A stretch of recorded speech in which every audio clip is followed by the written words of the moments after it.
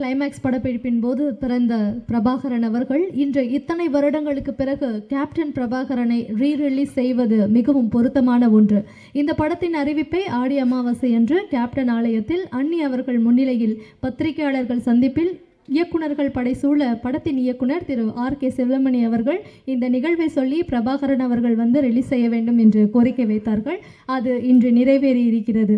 Captain Vijayakanth அவர்களின் புதல்வன் திரு விஜய பிரபாகரன் அவர்களை சிறப்புரையாற்ற அன்புடன் அழைக்கிறோம்.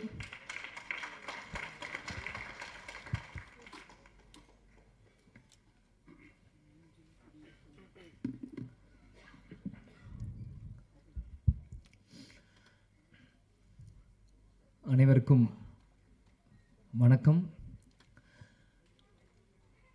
கேப்டன் பிரபாகர் இந்த படம் பார்த்தீங்கன்னா உண்மையிலேயே ஒரு தமிழ் சினிமாவில் ஒரு எவர்கிரீன் படம்.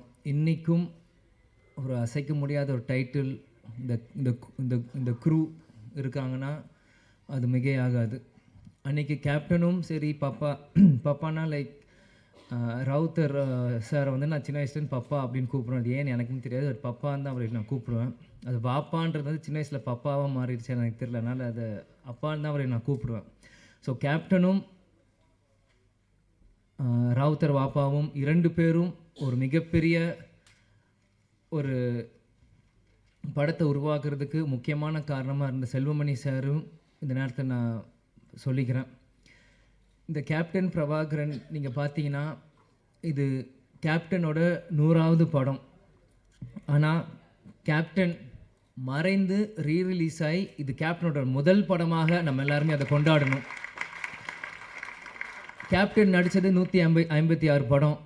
அதில் 100வது படம் கேப்டன் பிரபாகர் தான் இது முதல் படம். இதே மாதிரி இன்னும் அவர் நடித்த 150 படத்துக்கு மேலேயும் இனி ஒரு வருஷம் அதை ரீரிலீஸ் பண்ணி இப்போ இருக்க யங்ஸ்டர்ஸ்க்கும் இப்போ இருக்க ஜென்ரேஷன் இந்த மாதிரி ஜென்சி கிட்ஸ் அப்படின்னு சொல்கிற மாதிரி இப்போ இருக்க ஜென்ரேஷன்ஸ்க்கு அன்றைக்கி கோல்டன் பீரியடில் சினிமா இன்றைக்கி டிஜிட்டலாக இருக்குது. அன்றைக்கி ரீல் காலத்தில் ரீல்ஸ் செல்வமணி சார் சொன்ன மாதிரி அன்றைக்கி எப்படிலாம் கஷ்டப்பட்டு இந்த மாதிரி ஒரு படைப்பை உருவாக்குனாங்களோ இன்னி இருக்க ஜென்ரேஷன்ஸ்க்கும் ஃபிலிம் இன்ஸ்டியூட் ஸ்டூடெண்ட்ஸ்க்கும் இது ஒரு கேஸ் ஸ்டடி மாதிரி. இந்த படங்கள் ரீரிலீஸ் பண்ணும்போது தான் அப்பற்பட்ட 80s 90s அந்த இருக்க டைரக்டர்ஸ் ப்ரொடியூசர்ஸில் எப்படிலாம் கஷ்டப்பட்டு ஒரு படத்தை எடுத்தாங்களோ இப்போ இருக்க யங்ஸ்டர்ஸ்க்கு அது நிச்சயமாக அது புரியும். இன்றைக்கி இந்த கமலா சினிமாவிலேருந்து நம்ம பேசிகிட்டு இருக்கோம். வரும்போது முதல்ல அந்த கமலா தேட்டர் ஓனர் நீங்கள் வெல்கம் டு கமலா அப்படின்னு சொன்னார். சின்ன வயசுலேருந்து கேப்டன் படங்கள் எத்தனையோ படங்கள் கமலா தேட்டரில் விசில் அடித்து நான் பார்த்துருக்கேன். ஞாபகம் இந்த தேட்டர் எனக்கு கொடுக்குது. பிறகு ராவுத்தர் பப்பாவும் கேப்டனும் எப்படிலாம் ஒரு ஃப்ரெண்ட்ஷிப்பாக இருந்து பல படங்கள் அவங்க தயாரித்தாங்க. அதில் 60-70% எல்லாமே மிகப்பெரிய ஒரு ஹிட் அந்த படங்கள் எல்லாமே. அதே மாதிரி பார்த்தீங்கன்னா கேப்டன் பிரபாகர் டெக்னீஷியன்ஸ் அப்படின்னு பார்த்தீங்கன்னா இன்றைக்கி இவங்க எல்லாருமே சினிமாவின் ஜாம்பவான்களாக இருக்காங்க. நம்ம எல்லாருமே ஒரு டைம் ட்ராவல் பண்ணி ஒரு 34 இயர்ஸ் முன்னாடி போவோம். இன்றைக்கி எப்படி அவங்களாம் அன்றைக்கி இருந்திருப்பாங்களோ இன்றைக்கி அதே வேகத்தை அதே உத்வேகத்தோடு தான் ஒவ்வொருத்தங்க பேசும்போது நான் கண்ணிலையும் அவங்க இதில் நான் பார்த்தேன். இன்றைக்கி ஏன்னா இந்த படத்தோட ஃபைட் மாஸ்டர் சுப்ரசூரியன் சாராக இருக்கட்டும், கேமராமேன் ராஜராஜன் சாராக இருக்கட்டும், ஏன்னா எல்லாருமே எனக்கு சின்ன வயசுலேருந்து எனக்கு பரிச்சயம். இன்றைக்கி எல்லாருமே தெரியும். கேப்டன் இங்கே இருக்க ஒவ்வொருத்தரும் மேடையில் இருக்காங்க. இந்த படத்துக்காக உழைச்ச ஒவ்வொருத்தையும் கேப்டன் எப்படியெல்லாம் அவங்கள இன்றைக்கி இவங்க எல்லாருமே கேப்டனை பற்றி புகழ்ந்து பேசுகிறாங்க. ஆனால் கேப்டன் ஒவ்வொரு நாள் ஷூட்டிங் முடித்து ஒவ்வொரு ஷார்ட்ல இருந்தும் இன்றைக்கி எப்படி ஃபைட் நடந்து எங்களை எல்லாருமே கூப்பிட்டு எங்களுக்கு சொல்லுவார் அப்பா எப்படிலாம் இந்த படத்தை நாங்கள் பண்ணியிருக்கோம். ஏன்னா இன்றைக்கி மன்சூர் அலி சார் அண்ணன் சாராக இருக்கட்டும், இன்றைக்கி செல்வமணி சாராக இருக்கட்டும், லைக்கத் அலி அண்ணன் சாராக இருக்கட்டும், எல்லாருமே இன்றைக்கி என்னென்ன பேசுகிறாங்களோ இது எல்லாமே எனக்கு தெரியும். ஏன் இதை நான் சொல்கிறேன்னா அப்பா இது ஒன்றுமே எங்கள்கிட்ட சின்ன வயசில் எங்களுக்கு ஷேர் பண்ணுவார். எல்லாமே இன்றைக்கி ஷூட்டிங்கில் என்ன நடக்குது, இன்றைக்கி எப்படி அந்த ஷார்ட் இன்றைக்கி எப்படி நடந்தது அப்படின்ட்டு. ஸோ இது எனக்கு ஒரு டைம் ட்ராவல் ஆன மாதிரி தான் எனக்கு இருக்குது. இன்றைக்கி ஒரு 30 வயசு மேலே இன்றைக்கி நான் பேசுகிறப்போ அன்றைக்கி நான் குழந்தையாக இருந்தப்போ எனக்கு என்னெல்லாம் இந்த படத்துக்கு பண்ணாங்களோ எல்லாமே எனக்கு டைம் ட்ராவல் இருக்கிற மாதிரி இன்றைக்கி இருக்குது. அன்றைக்கி இருந்த இளைஞர்கள் இன்றைக்கி ஜாம்பவான்களாக இருக்காங்க. இந்த பொறுப்பு இன்றைக்கி இருக்க இளைஞர்களுக்கு நம்ம இந்த படத்தை நம்ம தூக்கி கொண்டாடணும். இது நம்மளோட பொறுப்பு. ஏன்னா இப்படி இருக்கும்போது தான் இந்த மாதிரி பல படைப்புகள் இன்றைக்கி இருக்க யங்ஸ்டர்ஸ் பார்க்க முடியாத படங்கள் இன்றைக்கி திரும்பி வரும். இன்றைக்கி பார்த்தீங்கன்னா ஏன் இதை சொல்கிறேன்னா நம்ம டெக்னீஷியன்ஸ் நம்ம மேக்கப் மேன் ராஜாவனாக இருக்கட்டும், இன்றைக்கி நம்மளோட இல்லை நம்மளோட ராஜேந்திரன் காஸ்டியூமர் அவராக இருக்கட்டும், எல்லாருமே கேப்டனை ஒவ்வொரு விதமாக ரசித்து தான் இன்றைக்கி கேப்டனாக இன்றைக்கி ஒரு 150 படம் பண்ணியிருக்காங்கன்னா இங்கே இருக்க ஒவ்வொருத்துக்குமான ஒரு எல்லா ஒரு கடமையிலும் பொறுப்பும் இருக்குது. இன்றைக்கி நீங்கள் பார்த்தீங்கன்னா இன்றைக்கி ரம்யா கிருஷ்ணன் மேடமாக இருக்கட்டும், இன்றைக்கி அந்த ஆட்டமாக தேரோட்டம் இன்றைக்கும் அவங்க நடந்து வரும்போது நாங்கள் பார்த்தேன், எனக்கு அவங்க நடந்து வரும்போதே எனக்கு அந்த பாட்டு மைண்டில் எனக்கு அடிக்க ஆரம்பிச்சிருச்சு. அந்த இளையராஜா சார் மியூசிக் அப்படின்னு அவங்க நடந்து வர மாதிரியே தான் எனக்கு அது இருந்தது. இன்றைக்கி சரத் சார் இன்றைக்கி வந்து சுப்ரீம் ஸ்டாராக இருக்கும்போது இந்த படத்தில் இருக்கும்போது நான் அப்படியே அன்றைக்கி அங்கே கனெக்ட் பண்ணுறேன். அன்றைக்கி எவ்வளோ இளமையாக ஒரு மிஸ்டர் மெட்ராஸ் அப்படின்னு டைட்டில் எடுத்து அந்த படத்தை ஆரம்பிச்சிருக்கும் போது சரத் சார் இந்த படத்துக்கு எவ்வளோலாம் கஷ்டப்பட்டுருப்பார். செல்வமணி சார் சொன்ன கழுத்தில் உடஞ்சிருந்து இது ப்ராப்ளம் இருந்தது. இந்த மாதிரி பல விஷயங்கள் இவங்க பண்ணியிருக்காங்க. அதே மாதிரி மன்சூர் அலிகான் அண்ணா வந்து அவர் வந்து நான் சின்ன வயசுலேருந்து அவரோட நான் எந்த ஷூட்டிங் போனாலும் என்னை தூக்கி வச்சு விளையாடுவார், கொண்டு வர கேப்டன் ஷூட்டிங் முடிச்சு வந்தாலே எனக்கு சண்டை போடுவார். அவருக்கு தெரிஞ்ச விளையாட்டு எல்லாமே ஃபைட்டு தான். அதுக்கு பிறகு ஒரு சண்டை அப்படின்னா ஒரு மன்சூர் அலிகான் அவரோட தான். ஏன் இதை நான் சொல்கிறேன்னா, ஷூட்டிங் தாயகம் அப்படின்னு ஒரு படத்தில் போகிறப்போ இவ்வளோ பெரிய மூக்கு இப்படி வச்சுட்டு குன்னு மணாலியில் பின்னாடி வந்து பயமுறுத்துறது, எங்களை தூக்கிட்டு போகிறது, அவங்களோட டாட்டர்ஸ் ரூபியாக இருக்கட்டும், இந்த மாதிரி எத்தனையோ பேர் அவங்களோட சின்ன வயசில் நாங்கள் பழகியிருக்கோம். அவன் கேப்டன் பிரபாகர் அப்படின்னு பண்ணும்போது என்னைக்கு கேப்டன் அவரை உருவாக்குனாரோ, கேப்டன் மறைந்த அந்த டிசம்பர் 28 கேப்டன் காலடியிலே கடைசி வரைக்கும் இருந்து கேப்டன் இருந்து சேர்ந்த ஒரு நல்ல உள்ளம்தான் மன்சூர் அலிகான் அவர்கள்.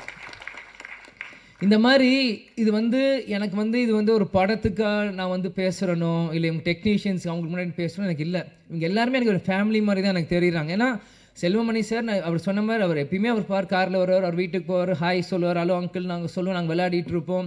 சிவா சாராக இருக்கட்டும், இது யாராக இருக்கட்டும், நாங்கள் சின்ன வயசுலேருந்து அவங்கள சுற்றி தான் நாங்கள் வளர்ந்துருக்கோம். இன்றைக்கி ஒரு அடுத்த ஒரு தலைமுறை வரும்போது என்னை முன்னிலைப்படுத்தி என்னை கொண்டு வரும்போது உண்மையிலே எனக்கு ரொம்ப ஒரு கௌரவமான ஒரு பெருமையான விஷயமாக இதை நான் பார்க்குறேன். நிச்சயமாக ஏன்னா நான் எப்பயுமே அப்பா கிட்ட கேட்பேன், எனக்கு எதுக்கு விஜய் பிரபாகரன் பேர் வச்சிங்க, அவனுக்கு சண்முக பாண்டியன் வச்சு. ஏன்னா ஸ்கூலில் எல்லாருமே கேட்பாங்க. இப்போ இருக்கும்போது ஸ்கூலில் படிக்கும்போது what is your father's surname last நேம்ன்றபோது விஜய் பிரபாகர் அப்படின்னு நான் சொல்லுவேன்.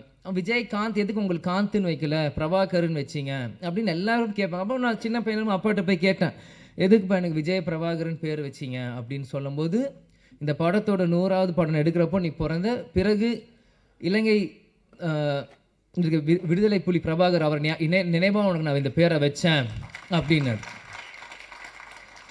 ஆனால் இந்த பேர் உனக்கு இப்போ வச்சது உனக்கு புரியாது, நான் நாளைக்கு இல்லைனாலும் இந்த பேர் பேர் சொல்லி உனக்கு உயர்த்தும் அப்படின்னார். எனக்கு சின்ன வயசாக இருக்கும்போது அது எனக்கு பெருசாக எனக்கு புரியல.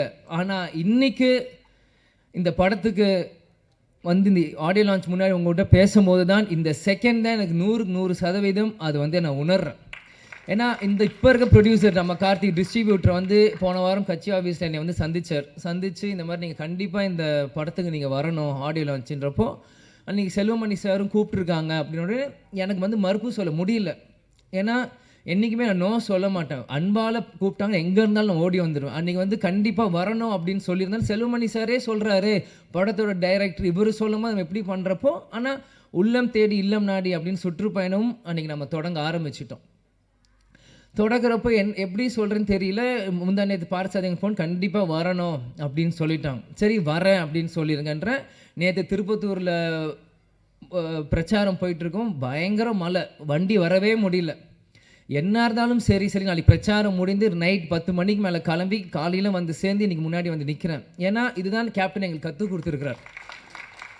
நீ நம்ம குடும்ப விழாவுக்கு போறியோ இல்லையோன்னு கவலை இல்லை, உன்னை அன்பால் கூப்பிட்டா நம்ம கட்சிக்காரங்களும் சரி சினிமாக்காரங்க யார் கூப்பிட்டோம் அந்த செகண்ட் போய் நிற்கணும்ன்ட்டு ஒரு வார்த்தை கொடுத்துட்டோன்னா அங்கே போய் நிற்கணும். இதுதான் சொல்லுவார், துளசி கூட வாசம் மாறினாலும் மாறும், ஆனால் தவசி புல்ல வார்த்தை மாறக்கூடாதுன்னா அது இது ஒரு முன்னுதாரணம். இதுக்காக இந்த 35 வருஷத்துக்கு பிறகும் இந்த படம் வந்து இங்கே ரிலீஸ் ஆகுதுன்னா கண்டிப்பாக அப்பா எனக்கு அந்த பேர் வச்சிருக்காரு. இந்த படத்தை கொண்டாட இன்னைக்கு லட்சக்கணக்கான தமிழர்கள் இன்னைக்கு உலகம் முழுவதும் இருக்காங்க. இந்த இடத்தில் நான் இன்னைக்கு கேப்டன் இல்லை, அன்னைக்கு நான் பிறந்தேன், ஆனால் இன்னைக்கு அப்பா நம்ம கூட இல்லை.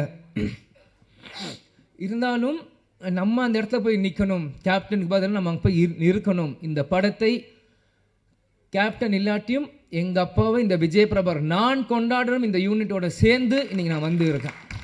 அம்மா கூட சொன்னாங்க, எதுக்கு ஷம்மு தான் சென்னையில் இருக்கா போட்டேன். இல்லை நான் போகிறேன், நான் வரேன்னு சொல்லிட்டு நான் போகிறேன். எவ்வளோ தூரமாக இருந்தாலும் சரி நான் வரேன். முடிச்சுட்டு நாளைக்கு காலை நான் திரும்பியும் வந்து சுற்றுப்பயணம் நான் கலந்துக்கிறேன். ஆனால் இன்றைக்கி மற்ற எந்த படம்னா கூட நான் யோசிச்சிருப்பேன். ஆனால் இந்த டைட்டில், இந்த கேப்டன் பிரபாகருக்கு இந்த விஜய் பிரபாகர் கண்டிப்பாக வரணும், அப்பா இல்லாத நேரத்தில் இந்த விஜய் பிரபாகர் கண்டிப்பாக இங்கே இருக்கணும் அப்படின்னு சொல்லி வந்து இந்த விழாவில் நான் பங்கேற்றதுக்கு எனக்கு உண்மையிலேயே ரொம்ப சந்தோஷமாகவும் பெருமையாகவும் இருக்குது. நான் வாழ்ந்த இந்த வாழ்க்கைக்கு முதல் பலன் நான் அடைஞ்சிட்டேன் அப்படின்னு தான் நான் நினைக்கிறேன். ஏன்னா சின்ன வயசுலேருந்து எல்லாருமே என்னை வந்து பிரபாகரன் பிரபாகரன் பிரபாகரன்ற போது நீ அந்த படத்தப்போ பிறந்த அப்பாங்க, இல்லை இல்லை நான் எமோஷன் ஆகக்கூடாதுன்னு தான் இருக்கேன்.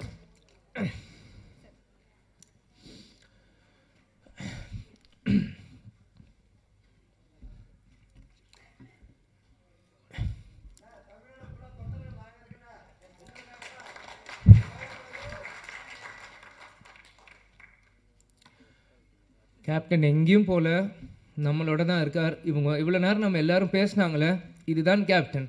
கேப்டன் எல்லார் உள்ளத்துலேயும் இருக்கார்.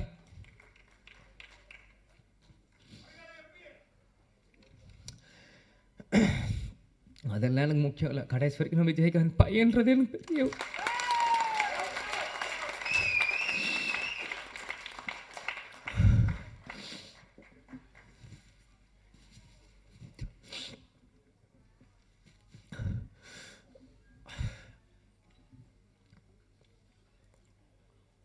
ஏன்னா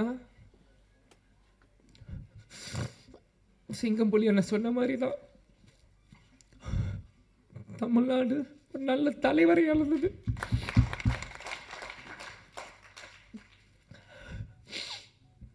சாரி.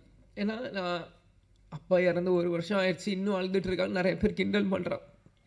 இந்த உயிர் கடைசி செகண்ட் உலகத்தில் இருக்க எங்கள் அப்பாவை நினச்சிட்டே தான் இருப்பேன்.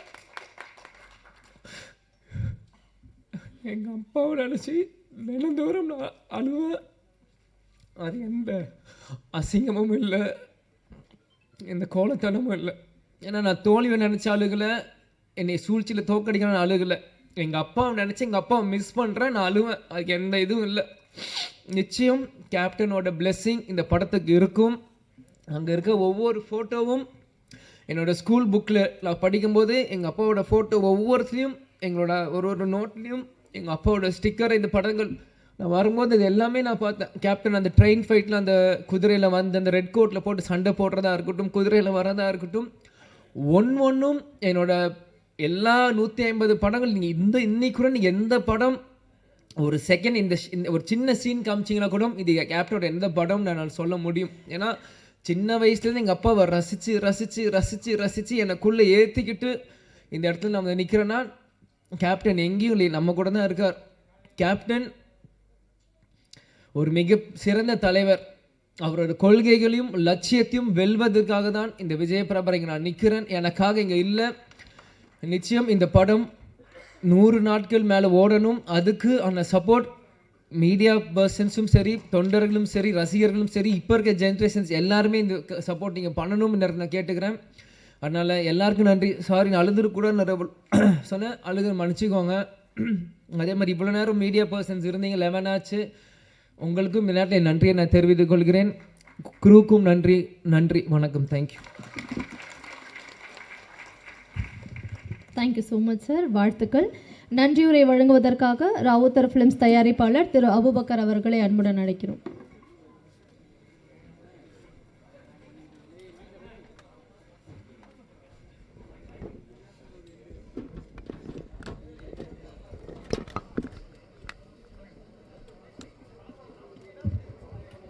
வணக்கம். நான் நன்றி உரையை சுருக்கமாக சொல்லிக்கிறேன். இந்த படம் ரிலீஸ் ஆகி 35 வருஷம் ஆயிடுச்சு. ஆனால் இன்றைக்கும் இந்த படத்துக்கு இப்படி ஒரு வரவேற்பு கிடைக்குதுங்கிறதுல நான் ரொம்ப பெருமைப்பட்டுக்கிறேன். இந்த படம் நான் பிறக்கிறதுக்கு முன்னாடி ரிலீஸ் ஆன படம். பட்